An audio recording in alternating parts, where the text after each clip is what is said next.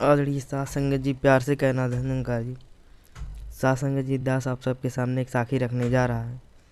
आशा है प्रमाण करें। साखी का शीर्षक है सच्चा सहारा। अवनीत दूसरी कक्षा का विद्यार्थी था। पढ़ाई हो या खेल का मैदान, वहाँ सदैव प्रथम रहता था। सभी उसे बहुत प्यार करते थे। अवनीत का बाल संगत में जाना और बाल संतों के साथ मिलकर भजन गाना और जब भी कभी विचार रखने का अवसर मिले तो कोई ना कोई अपनी बात सुनना अच्छा लगता था। आज रविवार का दिन था। दिसंबर महीने में अर्धवार्षिक परीक्षा समाप्त हो चुकी थी। आज बाल संगत में सभी बच्चे पहुंचे थे। बाल संगत की इंचार्ज बहन शिक्षा जी ने अपने सभी बच्चों को से उनकी परीक्षा के समय हुए नए अनुभव के बारे में पूछा।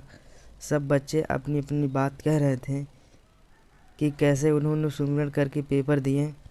घर से चलने से पहले चरणामृत पी कर जाते थे और घर के महापुरुषों को नमस्कार करके आशीर्वाद ले जाते, तो मन में पेपर का डर नहीं रहता था। आदि जब अवनीश से पूछा गया तो उसने बताया, साथ संगत, मैंने इन पेपरों में एक बहुत महत्वपूर्ण बात सीखी है कि हमारा सद्गुरु कभी हमसे दूर नहीं होता।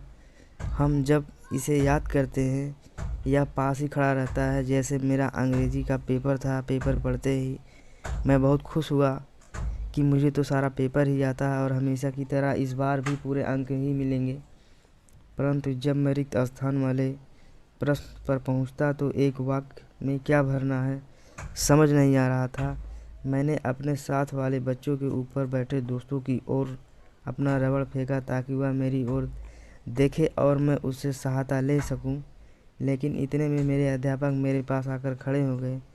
अब अपने दोस्त से पूछना संभव नहीं था। तभी मुझे याद आ गया कि सत्संग में कहा जाता है कि सद्गुरु सबके निकट के साथी हैं।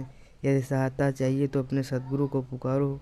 गुरु को याद करने के सभी कार्य हो जाते हैं। मैंने उसी समय हाथ जोड़कर सद्गुरु को पुकारना आरंभ किया। क्या देखता हूँ कि बाबा जी मेरे सामने खड़े मुस्कुरा रहे थे। जब मैंने बाबा जी की ओर देखा तो बाबा जी ने कहा, अवनीत क्या बात है, क्यों घबरा रहा है। मैंने बाबा जी को बताया, हुजूर इस वाक्य में क्या भरना है मैं भूल गया हूँ।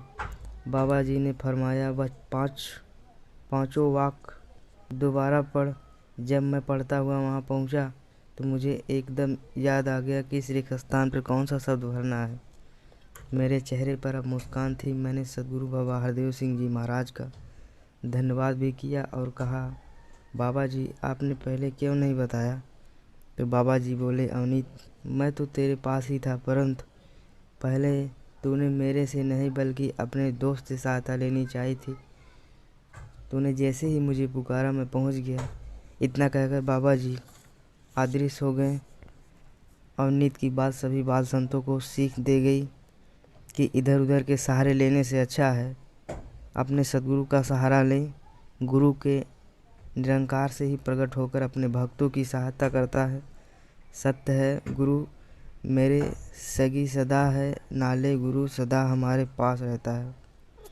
अवनीत की बात सुनकर सभी बच्चों ने संकल्प लिया और साथ ही प्रार्थना भी की, हे दातार हमें यह बात जीवन भर याद रहे।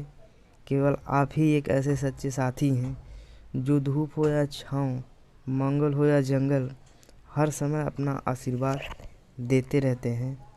साथ संगत जी, प्यार से कहना धन्यवाद।